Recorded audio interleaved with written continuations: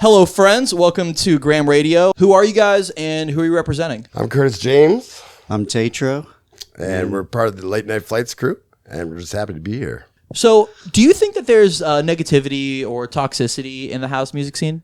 It's not just house. Every scene will always have negativity or toxicity because egos in positions of creativity will always draw jealousy and people that are not doing what they want to do and projecting onto others. DJs have the bitchiest egos on the planet. I would hope that if you're a DJ, it's because you love music and you love playing out and the energy and being able to be creative in a space where, other people are enjoying it with you.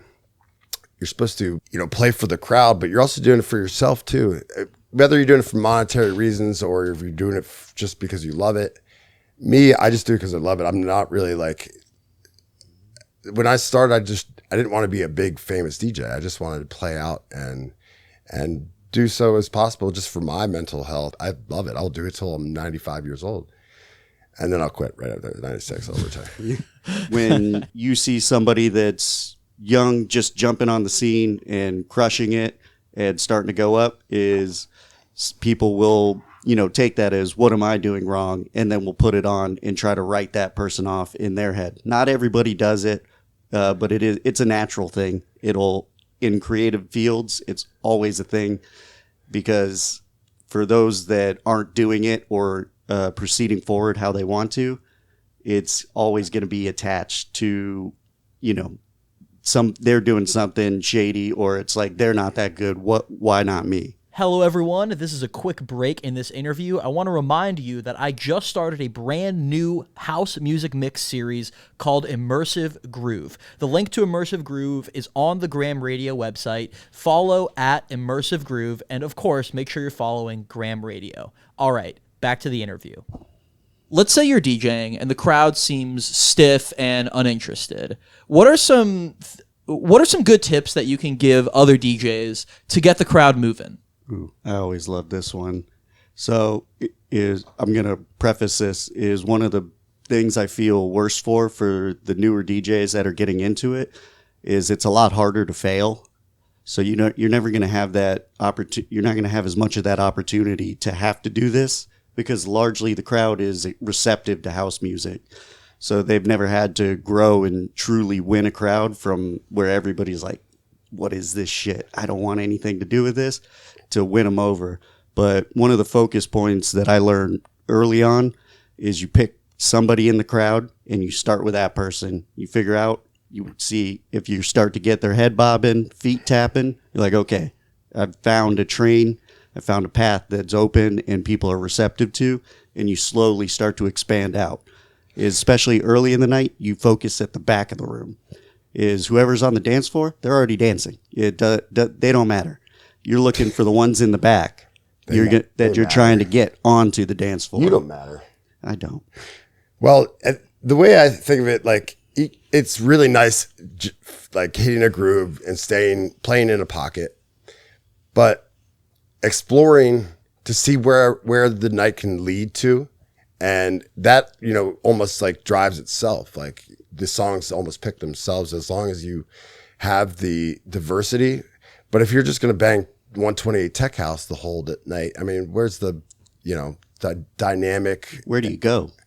It's just, it's more monotonous than I can possibly stand. Yeah, the biggest thing is not plateauing, especially in-house in this style, is there's a reason openers, you want them to start slower, you want them to start groovier and less just banging and in your face. It's because the slope of the night is supposed to always build and go up. If all your DJs in the line aren't doing that, your night's never actually progressing. It's just moving straight forward instead of building and climbing that mountain to when you finally get to the peak. Everybody is elated, and then it ends, and everybody's left like, why did this have to end, wanting more?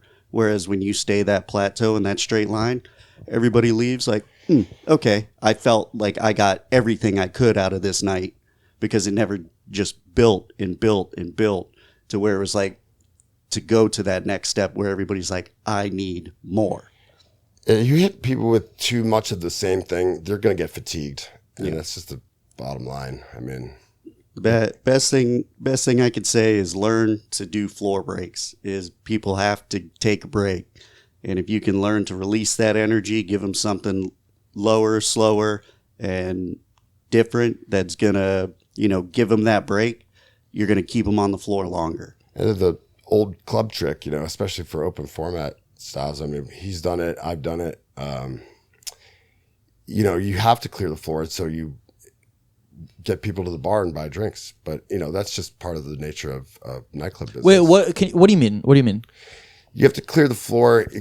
It's a transitional track. They're still into it, but you want to not make them leave, but, hit the bathroom and, go buy a round of drinks for people and, juice the owner's pockets as well. Because, it's a business at the end of the day.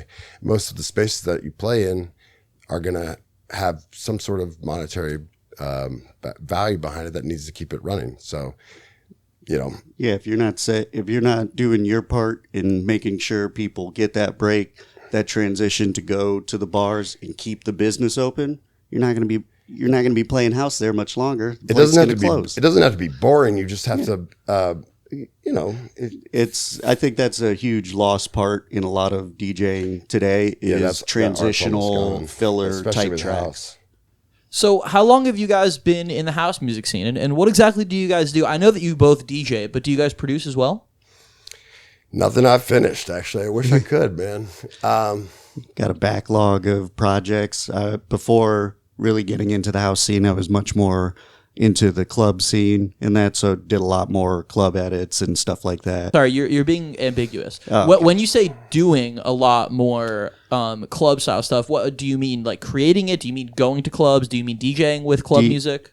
Our bit was DJing clubs, creating club edits, doing all this, which is the amalgamation of EDM and top 40 and just melding it all into a palatable format for those that don't really. So when you say creating club edits, you mean literally in DJ software, or better yet, in production or DJ software? In production. In production software. Yeah. Okay, got you. Cool. What was the best club edit that you made?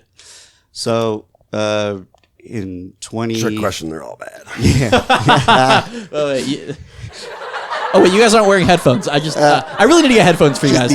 That was like people laughing. Do you have multiple ports? Yeah, you know what? Yeah, I do. Here, hold on. What for the listeners? We'll be right back. Hold on. And we're back. Okay.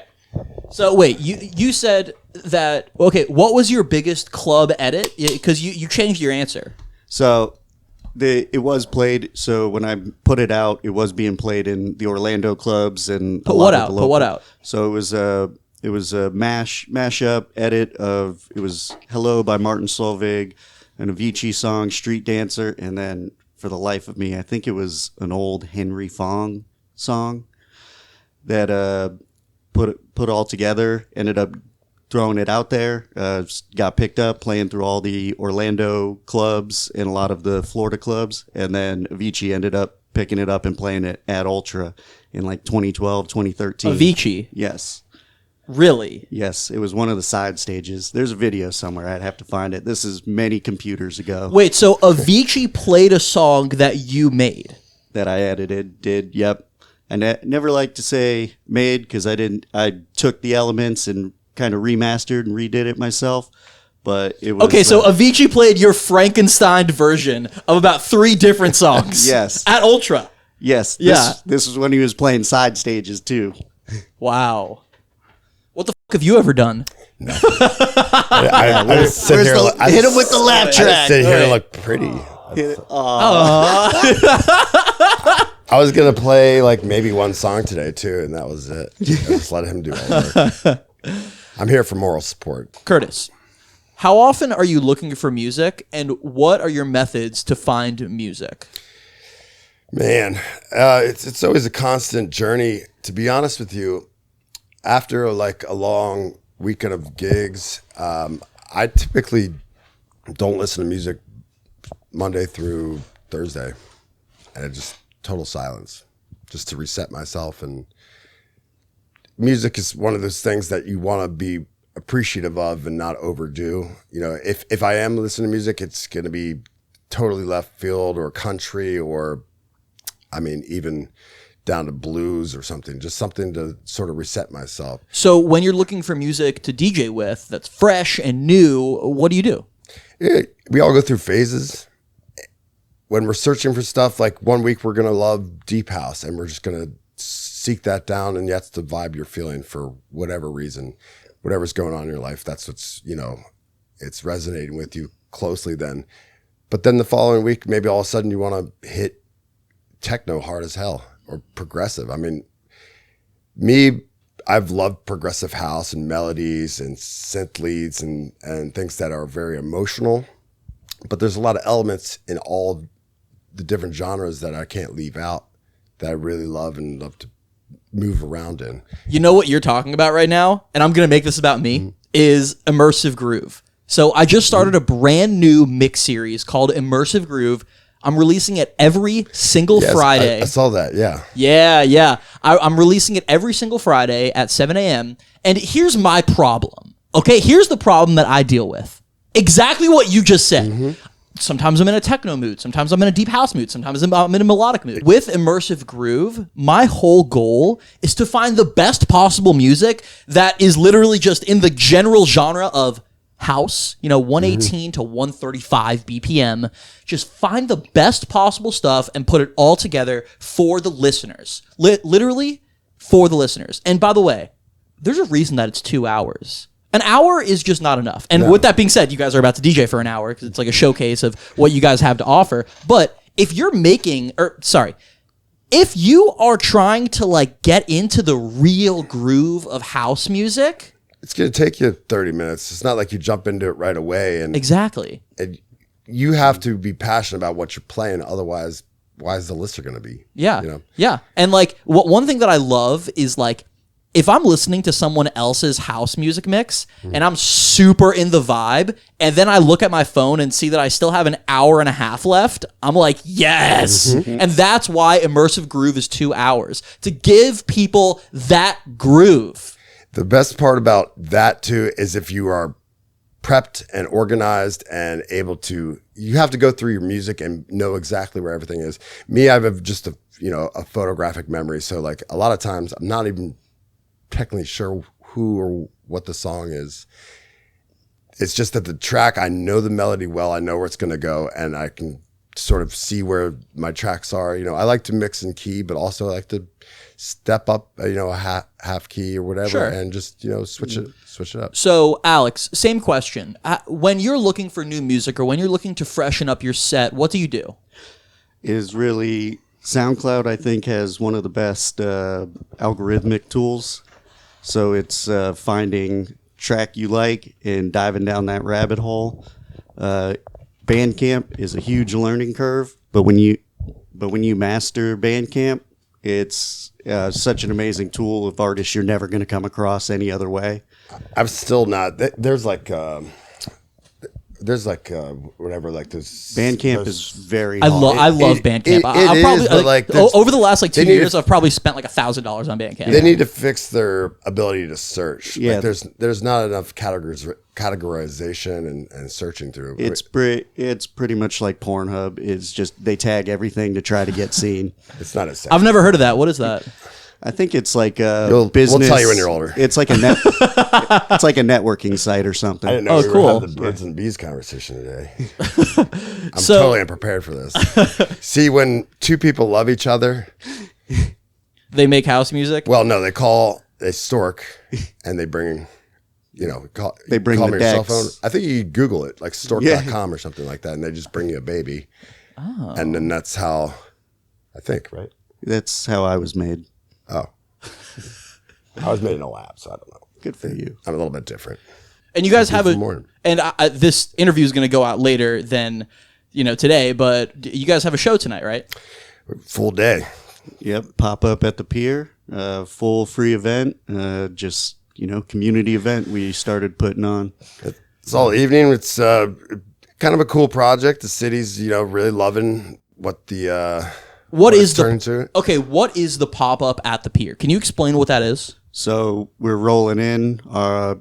a bulk of our system, setting up a full Renegade style party right at the pier, in conjunction with the city, and just doing like almost like Circle, just a party on the pier for everybody. So, okay, so what you just said was you're bringing in your whole system for a Renegade style event. Those are industry terms. I want you to explain to someone who might not know what that means.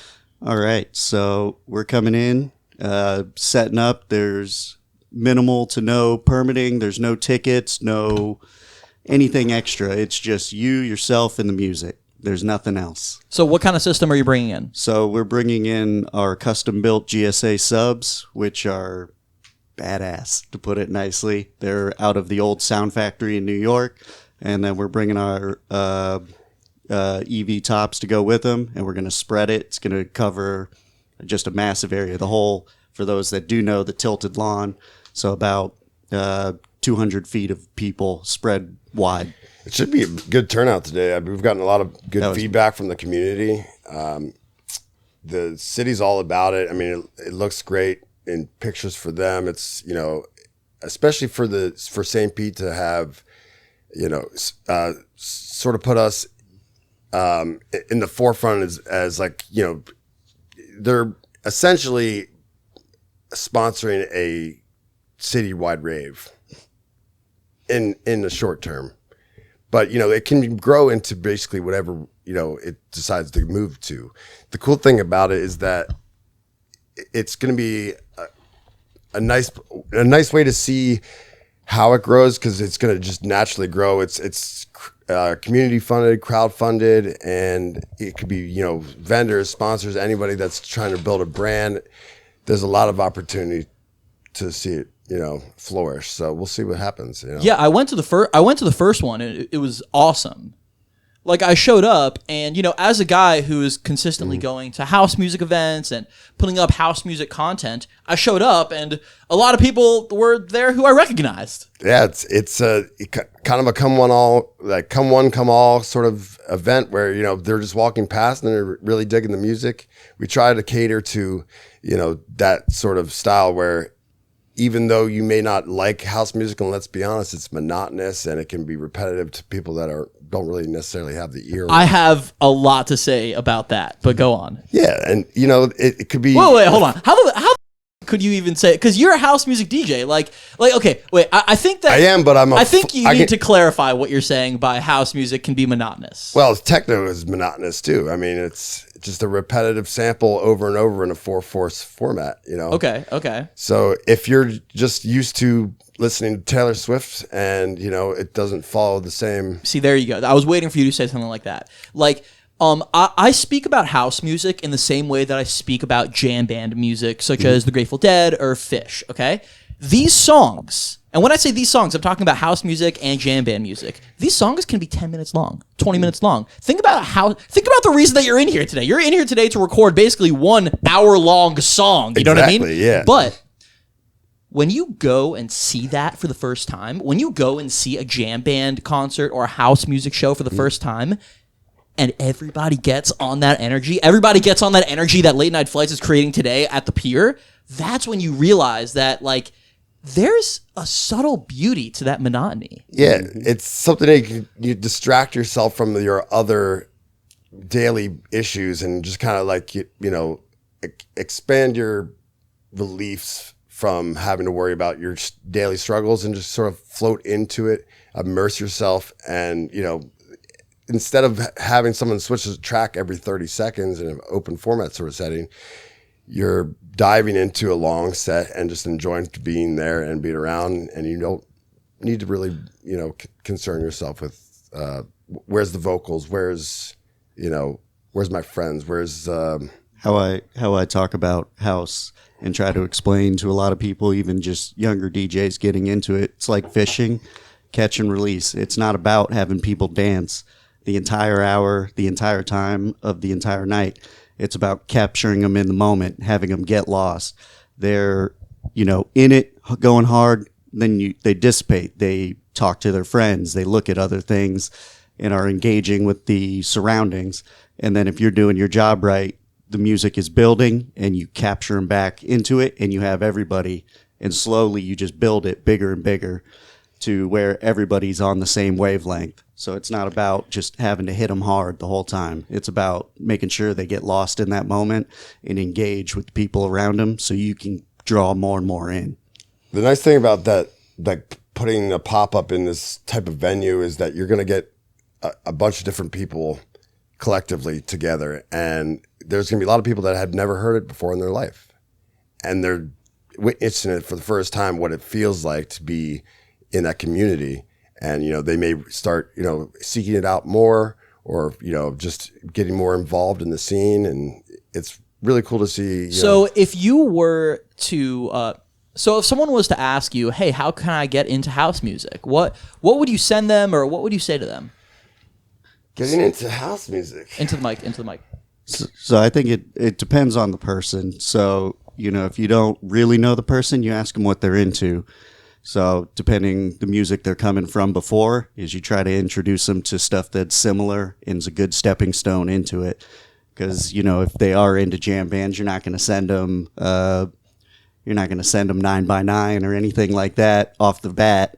You're gonna send them something that is more jammy, funky, that you can introduce them and show them, you know, the first step. That's the smallest step to get them in, and then spread them out to the newer stuff. The nice thing about house is that it can reach so many different elements to it. I mean, using samples that are either organic from sort of in a rock elements, funk elements, jazz, soul, pop, country even, and it meshes all of those things together that makes you passionate about what you know, are comfortable with, and then can move forward to other things and explore your musical taste, really, you know?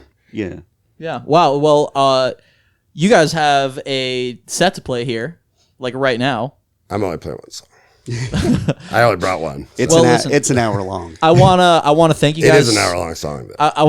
Yeah, true. Yeah, it's a 1 hour long song. I want to thank you guys for coming on this interview. Let's run this takeover. Let's do it. Yeah. All right. This Going is to Graham Grams in the Radio. morning. What? Thank you, Graham, man. I appreciate it. Yeah, Thanks yeah, for of having course. me. Let's get it. Hello, friends. If you made it all the way to the end of this interview, I want to thank you so much for listening. There's a lot more where this comes from. Make sure you're following Graham Radio on all platforms, and check out my new house music mix series. It's called Immersive Groove, a new 2 hours of house music every single week. I love you. Peace.